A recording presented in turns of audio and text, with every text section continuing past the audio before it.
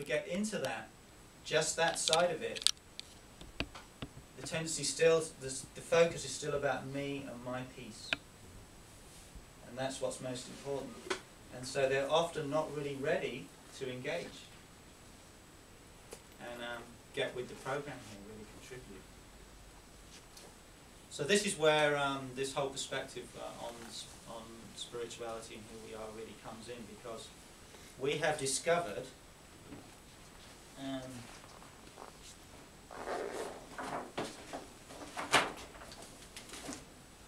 as was illustrated in the movie,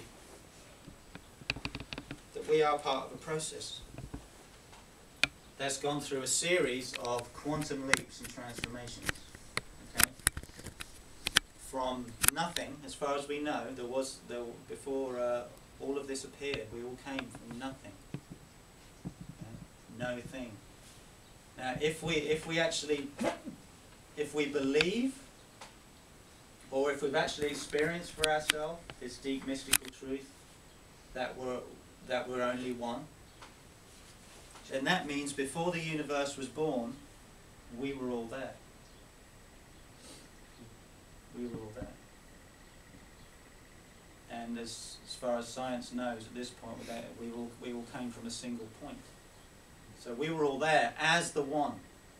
Not as me and you, obviously, but as the one. So that means we were all there, and we were all resting in perfect peace and infinite space for eons of no time. Right? Nothing had happened yet. Right? Must have been pretty peaceful back then. But then for some reason, and there's no real answer to this question, it's one of the big mysteries of life, but for some reason, we, as the one, decided to create a universe. Maybe it would be really interesting to do something. Right? So we've been resting in just infinite no-thing, pure consciousness for eternity. And then for some reason, there was an impulse to do something, to create something. And here we are. So, if we take that mystical truth to heart, that means we, I, you, chose to create the universe. You can't really get it with your mind. If you actually take it, if you're convinced experientially or philosophically or to whatever degree that it's true, we're all one, there's one consciousness, one source that's animating everything. That means we were all there at the beginning, we've all been there through the whole process. So ultimately, we, you, I are responsible for all of this.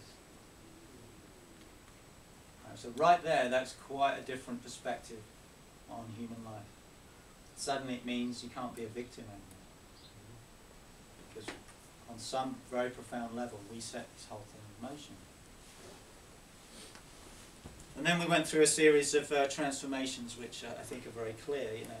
Light, energy, matter, life. How do we do that? Mind, self-consciousness. Right? So here we are. These are all quite quantum leaps in the evolution of this process. So now what we're looking at is a point here. We're about here now. And basically what's happened through the formation of mind and self-awareness is we've become very highly individualized selves with a capacity to think and reflect, to experience that's very, very sophisticated. Right? Even compared to indigenous peoples,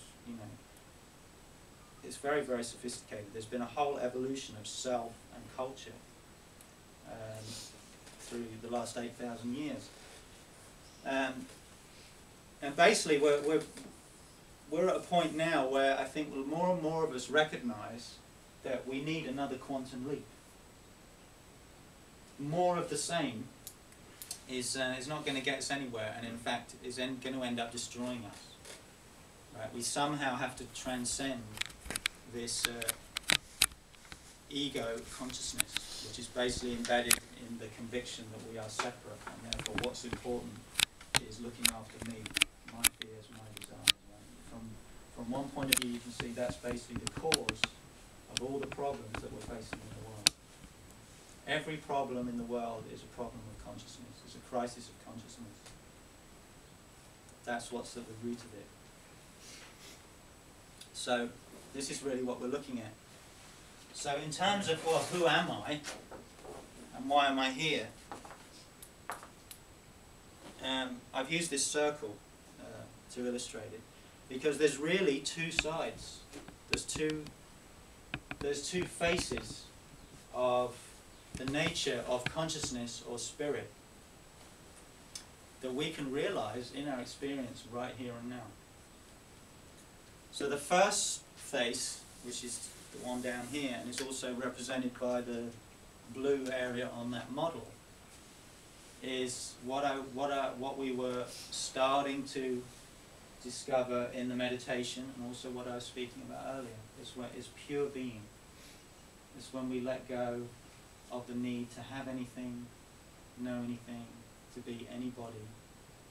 We disidentify it with personal history, time, and we start to discover in the deepest core of our being a profound peace and a profound joy that is not dependent on anything from the outside.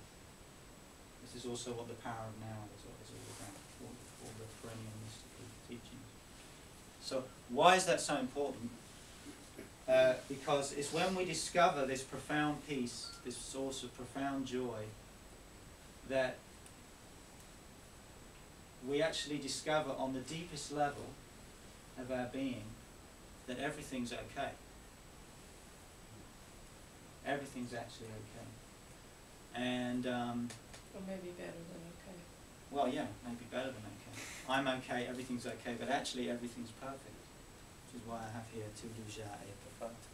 Everything's already perfect in that place when we go that deep.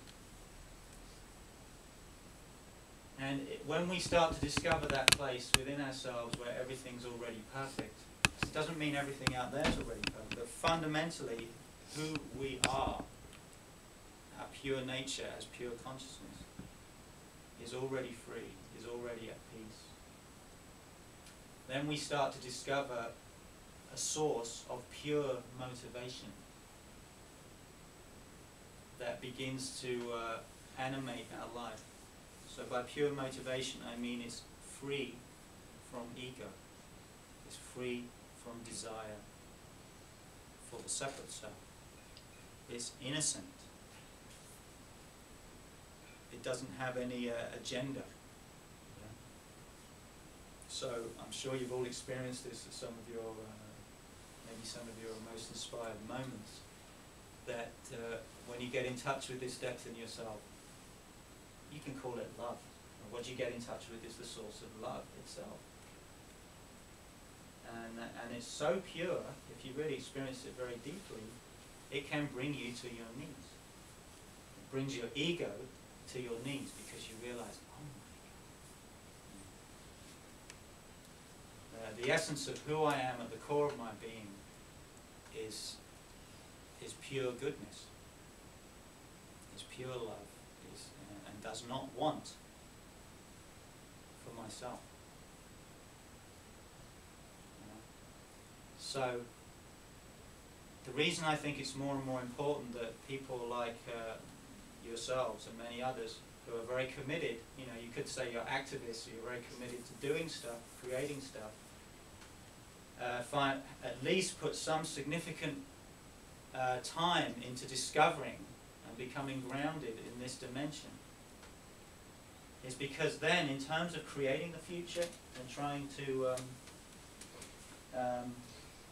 do everything we aspire to do, you will not burn out. You will not burn out. And the place we are coming from is fundamentally a place of everything already good. Despite how terrible things are. Yeah? The source, from the deepest source of your being, you know actually that the essence of life itself and consciousness and who we are is deeply good. and is deeply positive. And therefore that is something we can trust deeply and profoundly. There's something, there's a mystery there at the core of our being that we can trust.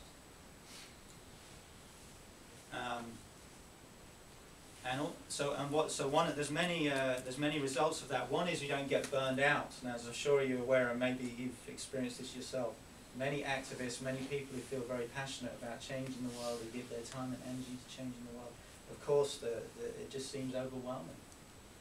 And there's all kinds of challenges, and many people, they end up getting burnt out. And then they get cynical. Oh, God, it's not really possible. Right? But it's because their activism, their passion is still fundamentally coming through the ego. And there's only so much resources there in terms of our separate little ego. But if you get in touch with this deeper wellspring of inexhaustible love and this inspiration, you're never going to burn out. It doesn't matter how difficult things get, how challenging things get, how complex life is. You are always animated by pure positivity. And so, of course, that means one can be a lot more effective in all of these things. But it also means, in terms of oneself, that one is fundamentally free. And one is not attached to the results of whatever one is moved to do in this world. So one basically gives everything one is moved to give. And whether the results are extraordinary or are disappointing, you are free, you see. Well, also, not only extraordinary or disappointing, but you don't have to have an idea of what the result is. So there's a mystery that comes in that actually will bring something new to the picture. So if you're only going by what you think might be extraordinary or what you think might be disappointing, you're going to miss a whole realm of possibilities. But if you're not attached to the outcome, then you're ready for any result. And then something new can actually emerge. Yeah. It's very different.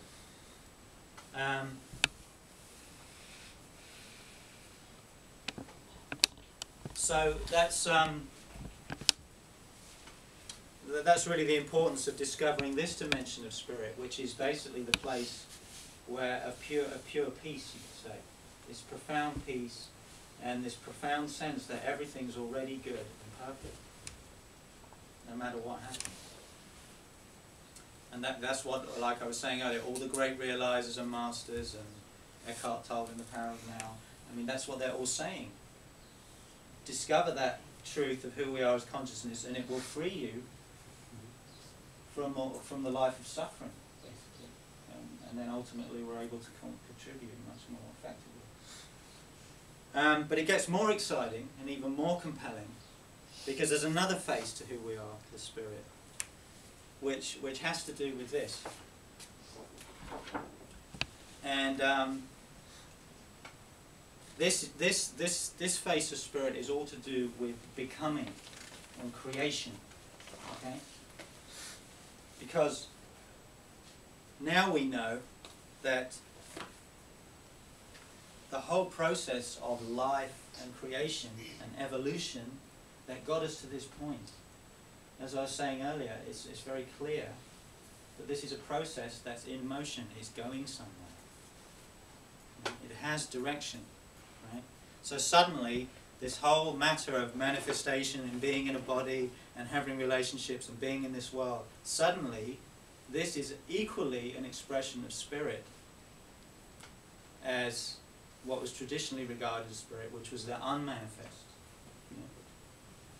Traditionally, spirit has been regarded to be pure consciousness, or the mystery that is behind all of this. Okay? Where you can go in deep meditation, where we also go every night in deep sleep. Right? When we go into deep sleep, everything disappears.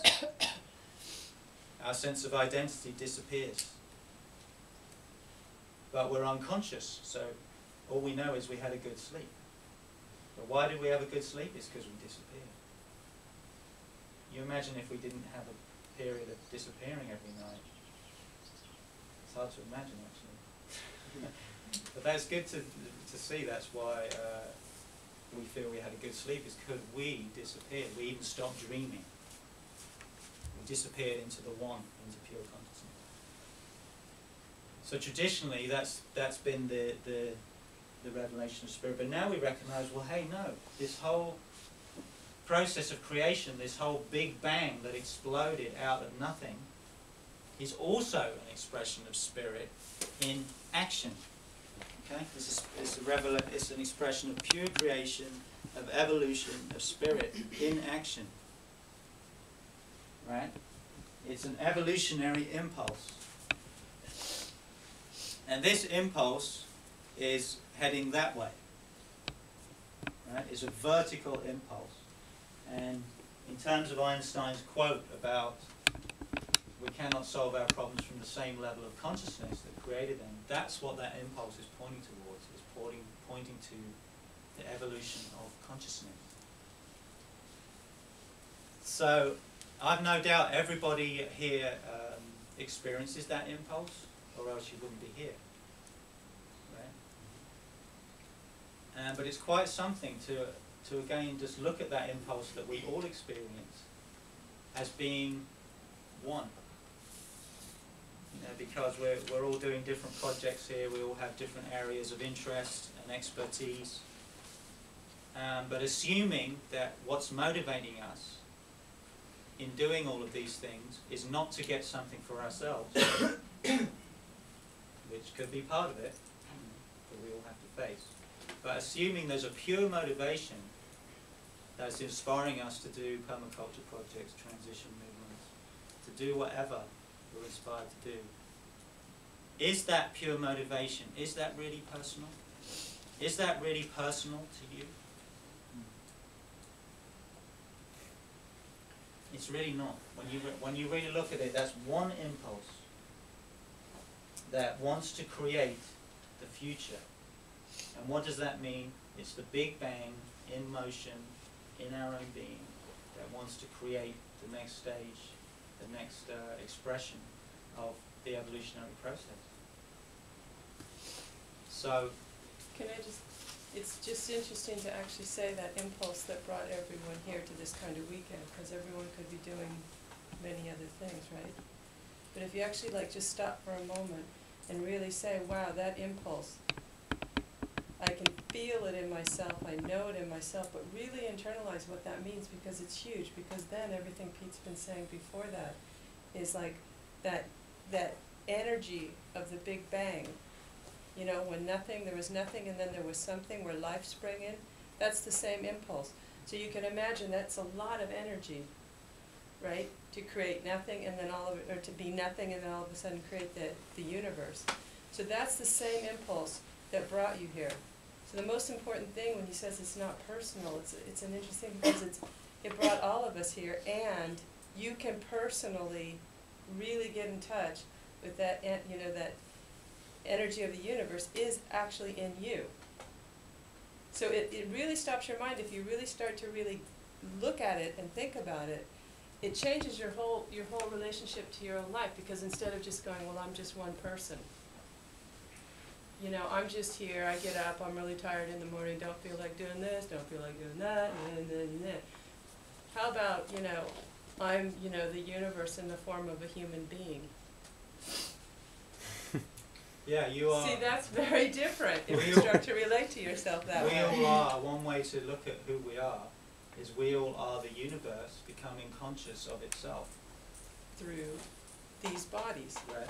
Because as far as we know, at least in this corner of the universe, we are the furthest that the process has gone. Right? The whole process of cosmic evolution. It may have gone further in other places we don't know about it yet. But we are the cutting edge of that process as far as we know. So, and now, you see, we're living in a time where we're just beginning to discover, now some people are discovering it through science, right? Cosmology. Some of us are starting to discover it through direct experience. And I'm not talking about a conceptual understanding, I'm talking through direct experience of waking up to the fact that, oh my God, who I really am is the universe becoming conscious of itself, or is this evolutionary impulse that wants to create more consciousness and wants to create the future. Okay? So when you wake up to that, it changes your whole understanding of who we really are as a human being, and also what we're really here for. Because that are you guys getting a taste of it in your own experience? Because that's what's really important. Because again, this is the thing I was talking about, is you can hear this stuff and go, wow, the evolutionary impulse, that's awesome. You know, the this, that's awesome. But what about, it's like, it's in you. I mean, just really, you know, throughout the rest of the day, just really start to get in touch with, like, why did you come here? You know? And you could say, why did you come here to Annalika's birthday? But why did you come here to be on this planet? See, there's a whole purpose. There's a much bigger purpose for everyone's life that we can all get in touch with. But it's like, it's not important that we talk about it. It's important that everyone really acknowledges what's going on within their own being. Yeah, and the reason I think this perspective is very helpful and it's really needed at our time is, like I was saying earlier, we're going to go more into this actually in the weekend. We're all products of the age of the individual. Right? So when people like us tend to get interested in spirituality, it still ends up being usually a personal kind of individual affair. And what this perspective actually blows that completely open, and you start to recognize, well, there's one impulse at work here, and through these guys, it's moving them to create the Fojo, for example, and through some other people, it's moving them to do some kind of transition initiative, and through myself, it's moving me to do what I'm doing right now. But assuming that the direction is upward, it's one impulse that we all recognize and we can all share. And then you see suddenly the quote spiritual dimension of all this isn't just some inner esoteric affair. Yeah? It's something that's completely universal, and we can access and relate to between each other. And this understanding of it can help form a new foundation for our relationships.